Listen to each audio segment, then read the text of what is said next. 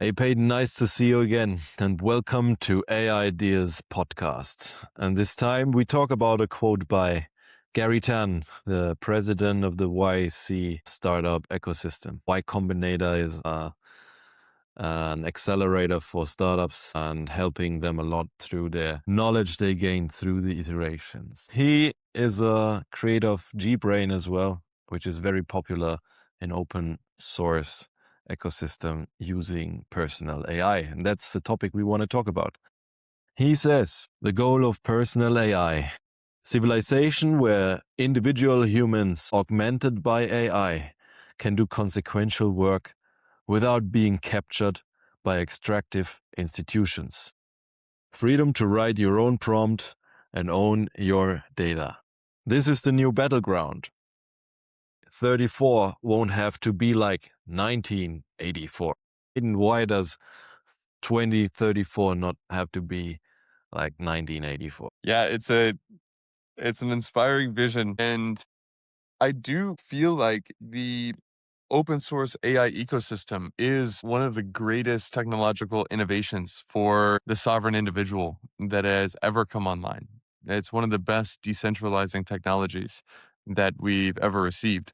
I would put it right along with crypto in terms of its ability to enable an individual to act autonomously and to move with freedom and to work or create value with freedom without being beholden to institutions that may bully them around.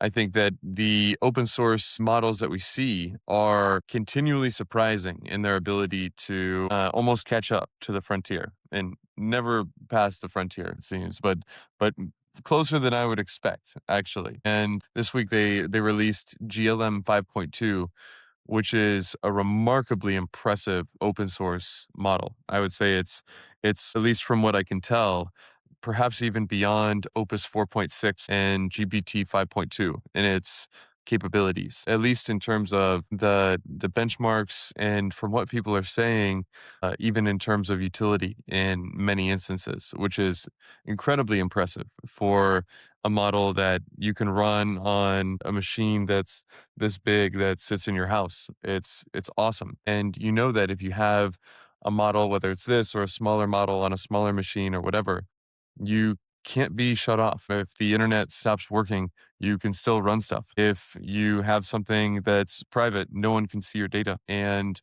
so you can have far more freedom and autonomy. And many of these models are also decensored. And so you really can think freely, move freely, act freely without the risk of getting rug pulled in the same way as the closed source models where you have to beam into somebody else's data center to get your work done or to get your workflows done. And I'll say that the role it plays for me, interestingly, is one, I love to play with open source models. I'm fascinated by open source software and all the ways that you can shape it and leverage it in all these ways and how you can move it and work with it and mold it and sculpt it into and take many pieces and sculpt them together. It's really, really cool what you can do with open source software combined with vibe coding, combined with AI and open source AI. It's really cool. And at the same time, I recognize that I used like 200 million tokens this week, and almost none of them were on GLM 5.2. They were all on GPT 5.5 and Opus, especially Opus 4.8. And so I'd love to have this almost like a safety net of open source software. Meanwhile, my daily drivers are, I want the thing that's at the very, very, very frontier. I am unwilling to accept even a 10% decline in performance in my knowledge work because that extra 10% intelligence and capability is so highly leveraged and it has so many downstream consequences to be steered in a little bit better direction, especially on software architecture and strategy and places where it really matters to be as good as I possibly can be. How about you? Do you also experience this where you're a fan and a possessor of open source software, but you find yourself using the frontier models that are closed? When is the case in your life when you use open source instead? Yeah, for me, it's the very same thing. I do coding with the frontier models just because they have a much lower error rate. And you really want, if you want to progress on something, not take care of something you didn't want to take care of at all. So you want to have these intelligent mechanisms which help you have better judgment as well, and which have by themselves a little bit of better judgment and can steer a software project or even recognize when they hallucinated just even before they answer to you. So this is the difference between the very intelligent frontier models nowadays and the open weights good models and quantized down models so that they can run on a 128 gigabyte machine, is that they all hallucinate. That's in their nature. That's just a probabilistic tool. But the best models, they catch themselves seeing, oh, wait, that was nowhere in the sources. Oh, wait, is that really true? And then they do the iterations and the error correction mechanisms within them. They are working much better. And that's about progress. It's always about error correction mechanisms and a good trajectory you are embarking on. But if these error correction mechanisms take care of themselves before they even reach you as a human in the loop, then you have an advantage with that. So that's why I also use the frontier models and local AI for the very personal and private stuff, and even for some assistant work, which is on a regular basis or iterated. Because nowadays we have the comfort of AI tokens being heavily subsidized by the investors. Yeah, it rocks. It rocks. But now we can use these subsidized tokens to build our infrastructure for ourselves. Yes. At least for not developing the frontier, not preparing the land, but to have already land where you can plant your crops and to have the right crops selected and so on, to have the already carved out structures and you can put it on your machine. It works reliable and works well, but it's not the best for frontier work.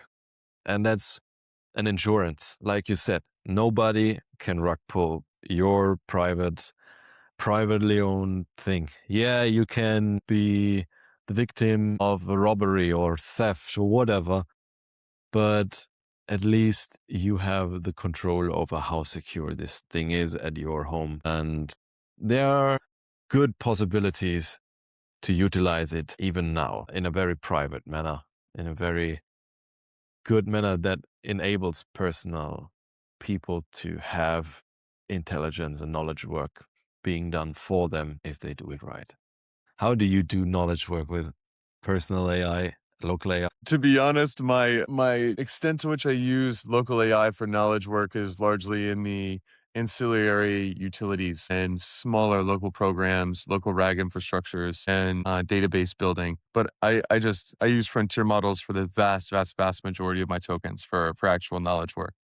Frontier AI is partly so much more useful, especially during this golden era of subsidized subscriptions, because you can rip so many tokens. Like you can literally do just an insane amount of stuff, and you can have these agents spin off and do so much building for you in parallel, to the point where this week I mentioned I used just on Codex and Claude Code about 200 million tokens, which breaks down to, of every second of the week, night and day, like that averages out to 324 tokens per second, every second of an entire week. And my local computer, where I could run GLM and Kimi K.2 and Minimax or whatever, these frontier open source models, I can get like 20 tokens per second. And that's just when I'm actually working on them or whatever. And so that, and really when I'm actually working, I'm ripping thousands of tokens per second and just parallel path. I don't know, maybe 40 or 50 agents doing various tasks at once to go build and test and iterate and organize data, gather data, structure stuff, review and build, and also create outputs and review them and refine the infrastructure by red teaming the outputs and all these things. The velocity of projects would be totally impossible for me to run on my local computer where I'm running 20 or 30 tokens a second, or even on my max fastest model that I have. I think I can do 100 tokens a second, something like that. And so for all of the things that I want to build at once, I couldn't do it locally unless I had an entire room that was filled with Mac Studios. Which, who knows? Maybe I've gateway drugged myself onto this path, but I'm a long way up. And also just the incredible agentic tooling at the frontier is unbelievable. The way that they can actually steer browsers now and do a bunch of work that you can't even API into, and it's reliable, and you can double check and run these audits and cross check with these various systems. It's just crazy what you can do on the frontier. But the difference is the open source stuff that I have. It's kind of like I don't know, like a lot of people have a safe in their basement that they don't use for their daily work, but that has something to do with security and resilience and anti-fragility in various scenarios. I think open source AI is maybe the greatest example that I can think of that. And it might be counterintuitive to people. Why would that be? Why would this computer be helpful? But if you have a power source that you can run off of photons that come from a star in the sky and plug this thing in, and it's a box of sand that thinks smarter than any human that's ever existed, or at least it's much more knowledgeable and clear at structured problem solving than any human that has ever existed, then actually there's a great amount of utility in which that could complement your skill set if you ever did need to survive and the grid wasn't working, for example, because this is a more real possibility than many people might realize, and certainly in whatever pandemic scenarios, scenarios where there's too much mass surveillance.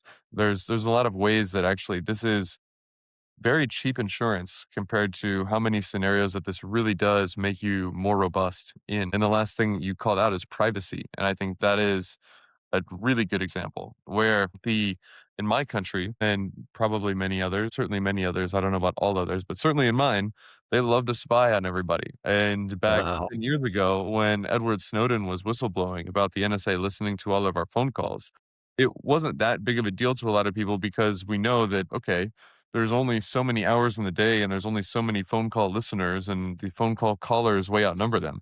But now the ability to take surveillance in mass and just mass parse it with AI is totally there. And you have to believe that governments are doing this all over the place and in Mm. secret. And so probably everything I do on the internet is tracked and monitored in some way. And so local AI is maybe the only way that we can do something digitally or think digitally that is not surveilled. And certainly these systems will become far more intelligent to where if we just are thinking in our own brain and we can't use any machine to think, then we are far outgunned by the forces and the institutions and the other actors in the playing field. And so to act competently and privately, this is only really possible, I believe, even now with local AI.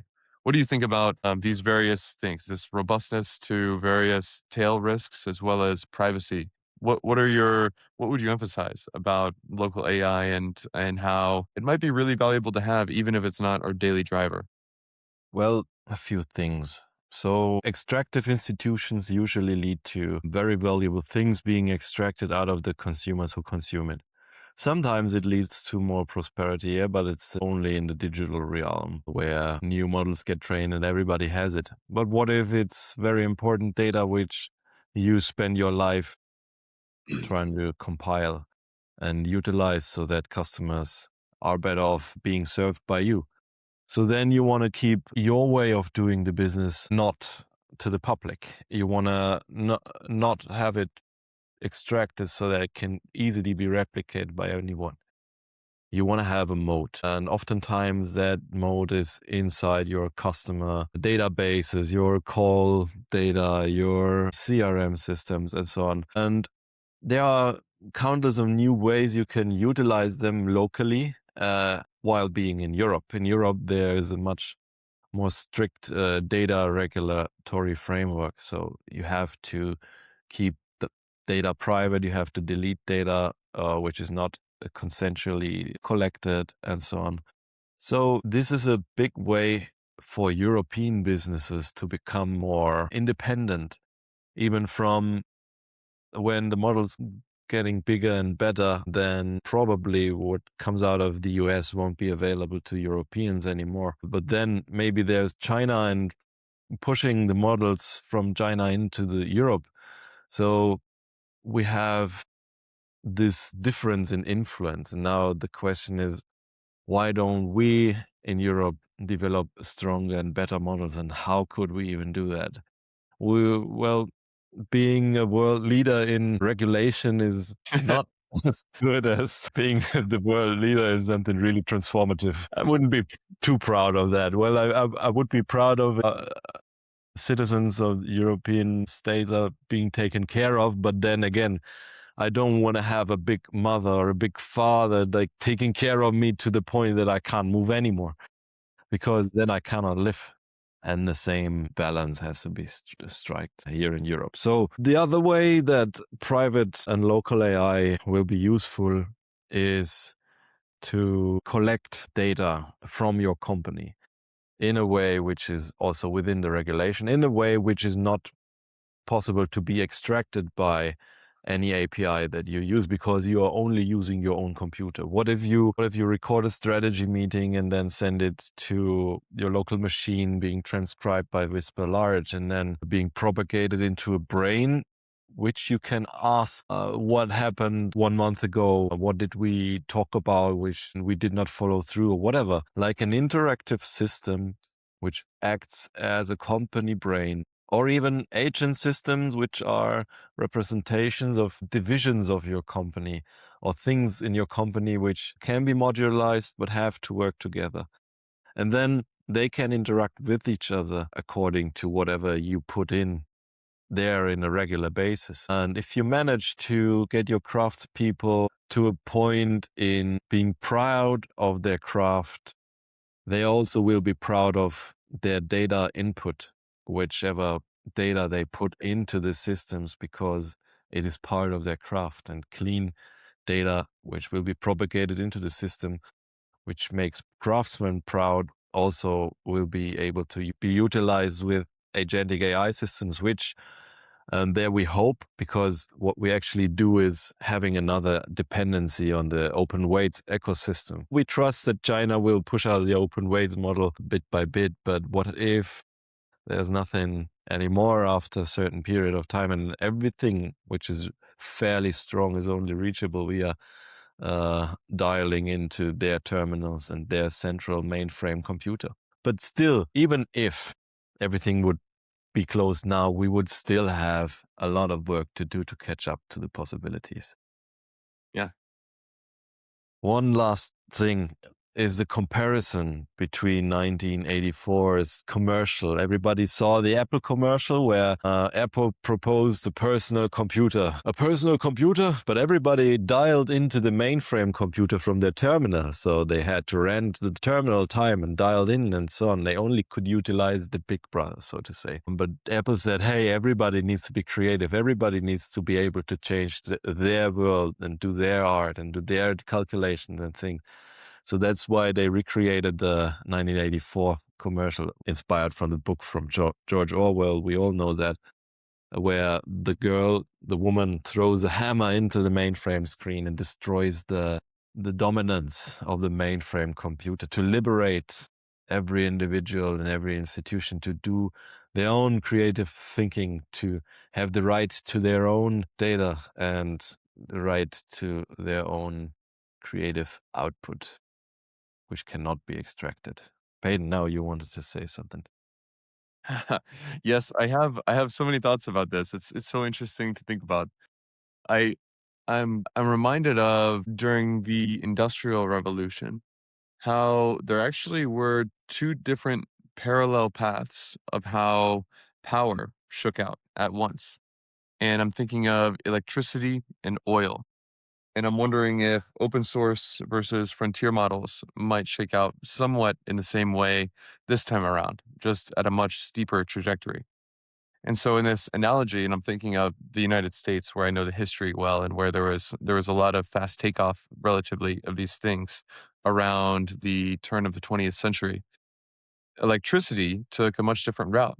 Electricity was slower. It was less frontier in terms of its explosiveness. And it went through phases and it was different in many places. And so this is what I'm about to say is glossing over a lot of nuance, but in the end, it shook out to be like a public utility where there wasn't a sole monopoly in the middle of it, and everybody kind of tapped into it, and all the factories became much more productive, and all of the workers most workers became much more productive through this. And it sort of was a tide that lifted, and the spoils did not accrue to one central place.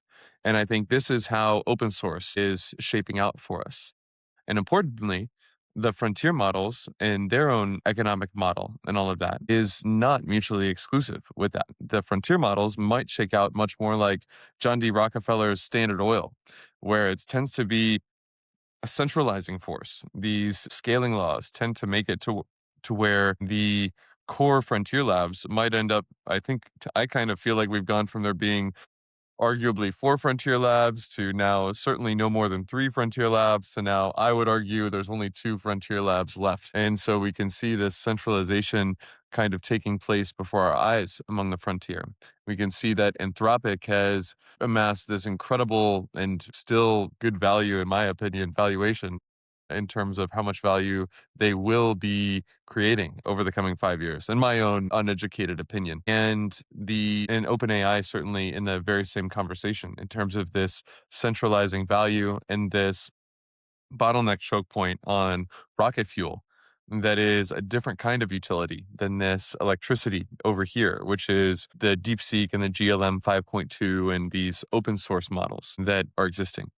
And what makes the two different values? How does that shape out? I think that a part of it has to do, and when can you use one versus the other as well, even if you're a company. And we see that the API costs for these are 1 to 2 orders of magnitude different at this point. Literally like 2 orders of magnitude cheaper to run inference on DeepSeek versus Opus at this point. And how is it that there's such crazy differentials when the benchmarks look pretty close?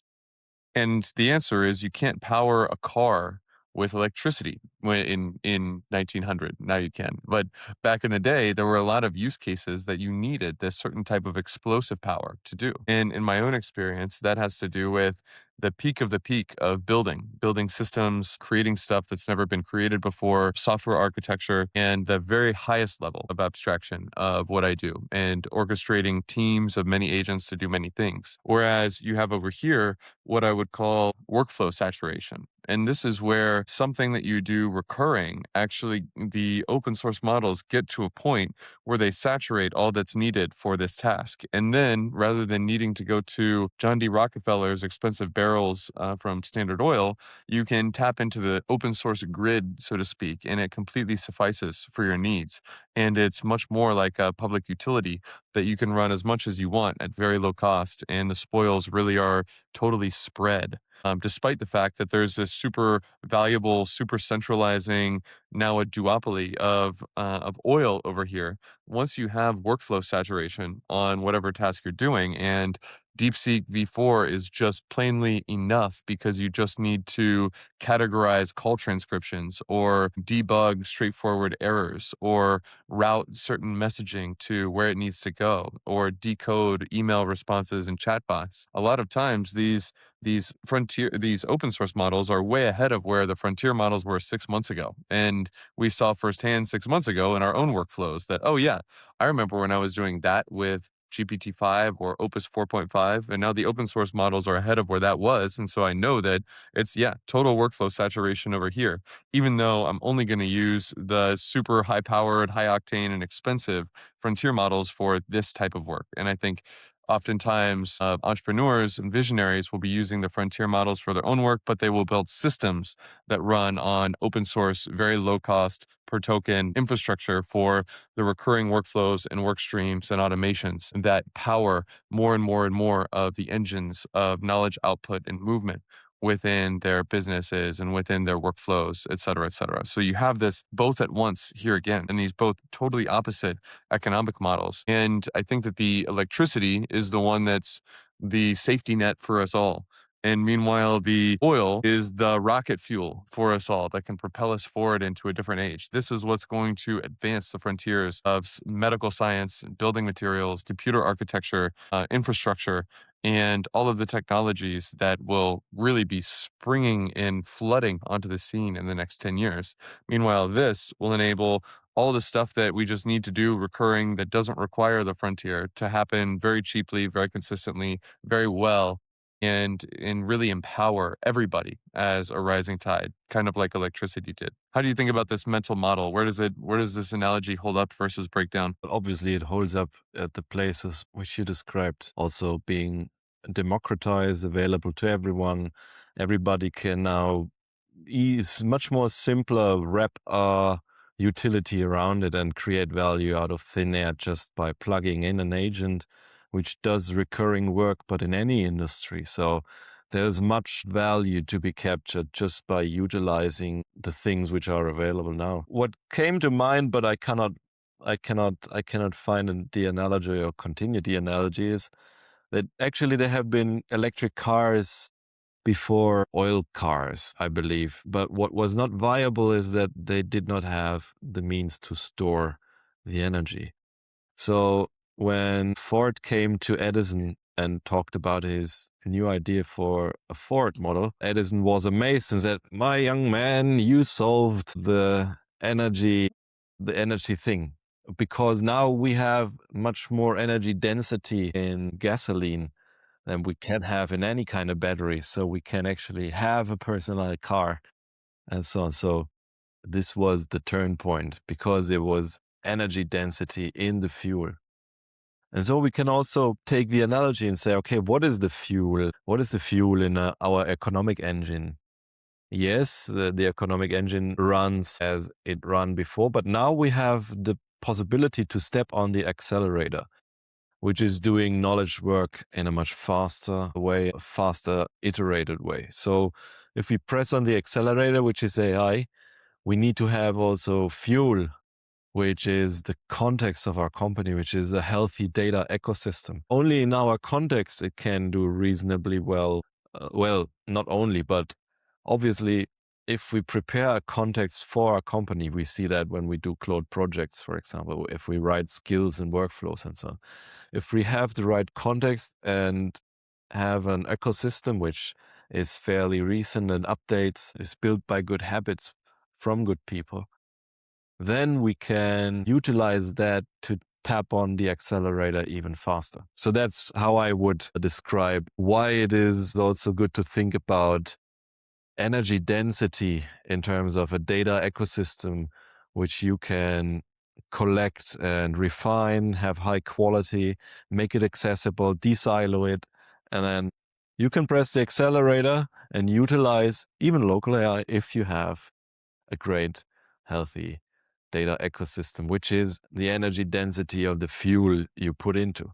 Yeah, we have bad batteries as of now, as according to the analogy I just gave, which is open models, but they only have baked in some good intelligence. And if you collect good data and train a local model on that data, you increase the chances that it performs better at this particular task than any frontier model right now, as of now. So there's a high chance that you can press the accelerator much better with a healthy data ecosystem. This is true. And I find that like my anti-skill of organization is now really crutched by how good the frontier models are at organizing my stuff and helping Yeah. me curate a dump and a mess into context that can be very useful and buildable and a firmer foundation. They're also really good at going and scouring the deep depths of my archives to find the right data and context for whatever we're working on, combining Nice. tools, hooking up various infrastructures together to make the picture harmonize where historically it could never harmonize. I historically, that to double click on the analogy, I do find it interesting actually that originally kerosene was used primarily for lamps and lighting in houses. And this was the job that electricity really took over. And meanwhile, electricity was kind of the first engines, and this was the transportation that kerosene or that oil took over. So there can be some shifts along the path here. Hmm. And yeah, I'm very convinced that the frontier models, or I believe that this density, what is it useful for? What do we need the energy density of the frontiers for? And the speed density of ripping thousands of tokens per second on ultra code mode going live in 3 different accounts at once or whatever, and the power of these frontier models. Rest in peace, Opus, or rest in peace, Fable. What do we need this incredible density for? I would say innovation is where this is really used. When do you need the Standard Oil frontier as opposed to the electrical grid? I think the grid is more and more becoming good enough for so many recurring workflows. To be honest, I just built out an outbound email customization system, and I feel pretty confident that GLM 5.2 could have run it just as well as, or that I could switch over to it, and I would save 90% of the token cost, and the quality would be sufficient still. It's saturated for the needs for that particular workflow. But yet innovation, there's never enough. And to get 10% more, you can go 10 times further.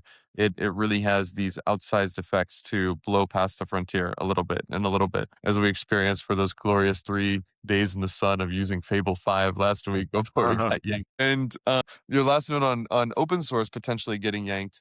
Maybe, but I don't suspect so. I just think that the incentives seem to point to the people that are in third and fourth and fifth place are just not going to get used if they're closed source that much. And so to have momentum building when they're not in the lead, the open source path seems to be the where the incentives point. And that's why so many non-leading labs seem to open source their stuff. But I could be wrong, and the future could be different than the past. But I have a good feeling about us still staying 3 months behind the frontier on our local machines, and the same hardware going way, way, way, way, way, way, way further than it ever could. Even Hmm. my local like MacBook with 24 gigs of RAM can run models with Gemma that are way more powerful than GPT-4, which is crazy, crazy, crazy, crazy that how far even small scale open source has come. So I'm very optimistic about that Yes. that continuing to Yeah. to just stay within spitting distance of the frontier. Certainly on the benchmarks, on the actual utility and the vibes, I think they lag 6 more months than, I think they lag 3 months on the benchmarks, and I think they lag 9 months on the vibes is kind of my sentiment. Some kind of truth to that. Yeah. Yep, yep. I have clear taste in these models, I think. But yeah, I'm very glad they're there. I think it's really a safety net for us all, and especially for the developing world, who I'm I'm honestly, this electrical grid hitting this analogy of the open source grid hitting the developing world is one of the most encouraging developments of this entire technological revolution. I was really concerned a few years ago when open source wasn't as big of a thing, that it would be America and China and everyone else would get left behind. But I no longer feel that way. I think the oil will be centralized, but the grid will hit everywhere. And so the shop owner in Nigeria will be greatly empowered, and the farmer in Bangladesh will be greatly empowered to solve their health problems, empowered to find better strategies to provide for their family, empowered to grow and to learn in new ways, empowered to take on new skills, empowered to accomplish what they could never do alone, empowered to tap into this crazy resource of the intelligence that humanity has collectively amassed and then distributed freely available. Pretty cool times. Pretty cool times. Any True. final thoughts or reflections or curiosities from you? Yeah. Previously, we used electricity for light. Previously, kerosene only for light. Then Jeff Bezos around the 2000s gave a TED talk where he says, "Yeah, the internet is so much more to than just to write emails to each other. Use the internet for more than light." And Hmm. yes, if we take that analogy further and say, okay, everywhere where we have an engine, knowledge work engine, where we do data transformations, where we do just knowledge work, we can not only have a chat window open and ask a question, get an answer, we can connect whole workflows, whole loops of knowledge work iterations and refinements and token factories turning data into something meaningful. So we can use large language models more than for chat. Yeah, yeah, I very much am finding that out, and I think many are still using it like Google and and not much more. So it's this crazy bifurcation of you have these 1% super users that are like whipping up 7 different fresh custom softwares from scratch in parallel every day and tapping in and building these programs, these custom architectures, whipping everything together, loading right into every API they can imagine, creating this super brain in their computer and this symbiotic data and information and decision and action manipulation machine that Mm. goes autonomously and accomplishes a million things. And then there's some people, best pizza near me, Yeah. and I think all of us are on this journey of learning. It's crazy to it's inspiring to see what some people are. I listened to a podcast that I shared with you on the Naval podcast of these entrepreneurs building an aerospace company and in an internet hosting company. And I forget the other one. It might have been a bio science company of some sort, but I forget. But they were talking about how they were using this for workflows and engineering and designs and to really create technologies that never could have been created without this. And it's inspiring to see how far there's always a bigger fish, and there's people that are just doing 1,000 times more than you and I are even every day, and it's cool to see what is possible with these technologies and these resources.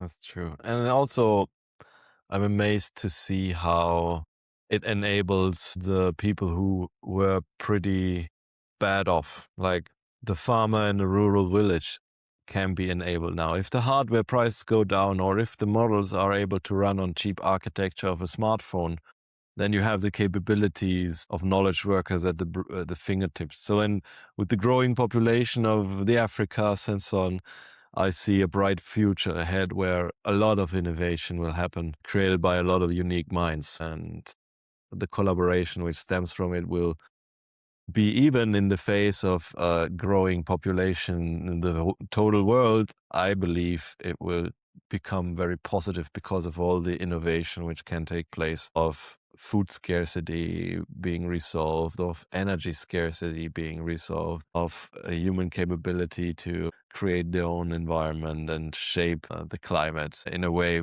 Also, local climate. Just see the difference between a city where there are no trees and a city where there are a lot of trees. You can feel the temperature in a hot summer day. There's much more water around you if a tree is there. So you have a microclimate which is much more bearable than just a concrete jungle. So even in the small ways, shaping our worlds is much easier now. The biggest winners of that are the people who were the biggest losers in in the economic games before. And I look forward to that. Yeah, And with yeah, that, those people, they deserve many wins. I'm rooting for us all through this, and I'm optimistic. It was good to talk to you, man. I'm excited to see this journey unfold. likewise, and thank you very much for taking part in AI Ideas podcast. See you soon. See you soon.